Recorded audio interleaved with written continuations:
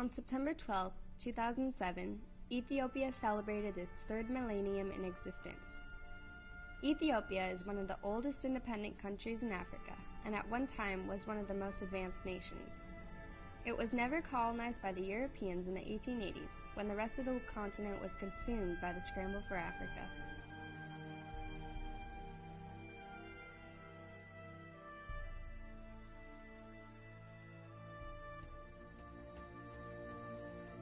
Menelik II was the king of Ethiopia during the scramble for Africa. By 1900, he had established control over much of modern-day Ethiopia.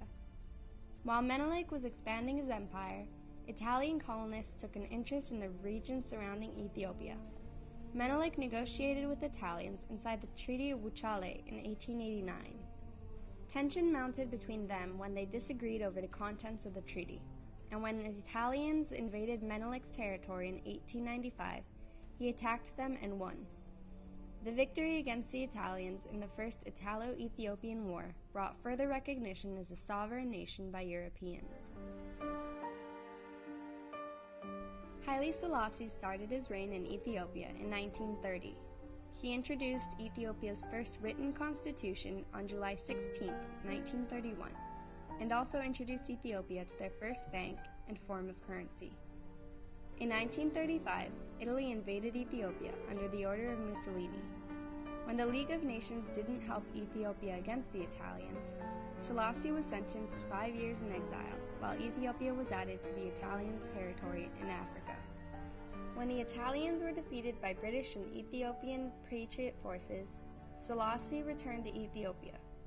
He compromised his constitution, allowing rights to the people such as freedom and speech, assembly, and due process.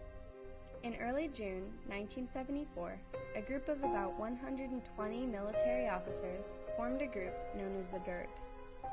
Although they claimed allegiance to the emperor, they effectively removed Selassie's means of governing by arresting government officials in office, as they had complete military control.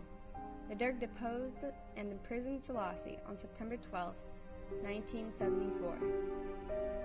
He was the last king of Ethiopia. The reign of the Derg in Ethiopia lasted from 1974 to 1991. After the removal of Haile Selassie, Mengistu Haile Mariam, who used to be a lieutenant in the Ethiopian army, took control of the country. He served as its communist head of state from 1974 to 1991. While Mariam was in power, Ethiopia received aid from other communist countries such as the Soviet Union and Cuba. Rebellion from the public was suppressed by the government and resulted in hundreds of thousands of deaths and disappearances. The Ethiopian People's Revolutionary Democratic Front, or EPRDF, finally overpowered the military-run junta government in 1991, after many years of effort.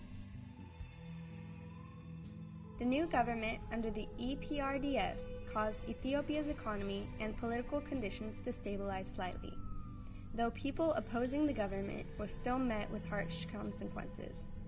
In the most recent election in May of 2005, 36 people were killed and hundreds were arrested for protesting the third term of Mele Zenawi, who has been the Prime Minister of Ethiopia since 1991. In the November following the elections, 46 more protesters died from further violence. The reason for the harsh punishments to those opposing the government was Zenawi's fear for the destruction of his government. I'm saying that there was no peaceful demonstration as such. It was an uprising, and we put down an uprising. Regrettably, it involved loss of life, but it was not a peaceful demonstration at all. Currently, with over 76 million in population, Ethiopia is the second most populated country in sub-Saharan Africa, after Nigeria. Farm products account for over half of the country's gross domestic product and 90% of its exports. Because of this, the country is largely dependent on rainfall. A large drought in 2000 to 2001 affected over 10 million Ethiopians, with thousands dying from starvation. In 2004, thousands were still dependent on the food aid, and still are today. Droughts also affect drinking water. With drought, many Ethiopians have to travel long distances to get water that is not safe to drink. They walk up to 6 hours to collect water in rural areas. They then carry the heavy, large clay jugs of water back to their villages. Most people collect water from unprotected shallow ponds, which can be contaminated when limited rain washes waste from surrounding areas into it. Sometimes they share their water source with animals. Many diseases can come from drinking the contaminated water, such as dysentery and diarrhea. Diarrhea is the #1 killer of children in Africa. A way to filter out bacteria that causes these diseases is by using a clay filter. A clay filter is made by adding equal amounts of clay and a burnable substance such as coffee grounds or sawdust. Adding the burnable material is important because the clay alone is too dense to filter water efficiently.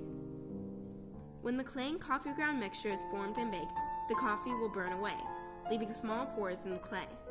To filter out bacteria, the pore sizes have to be 0.01 microns to 0.45 microns to be bacteriologically sterile, and 0.45 microns to 1 micron to be bacteriologically safe.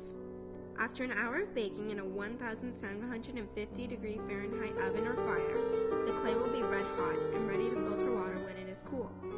By brushing the surface of the clay with colloidal silver, metal ions are taken to the remaining enzyme systems of bacteria cells and are neutralized. This is the purification method that Aqua Cyl uses. Aqua Cyl is designed to carry water over rough terrain and filters it while you're walking. There are 2 main components to Aqua Cyl: the inside clay filter, which purifies and desalinates water, and the outside drum, which is easily maneuverable over different surfaces, and also holds the purified water once it's done filtering. In 3,000 years, Ethiopia has gone from one of the most advanced civilizations to one of the poorest.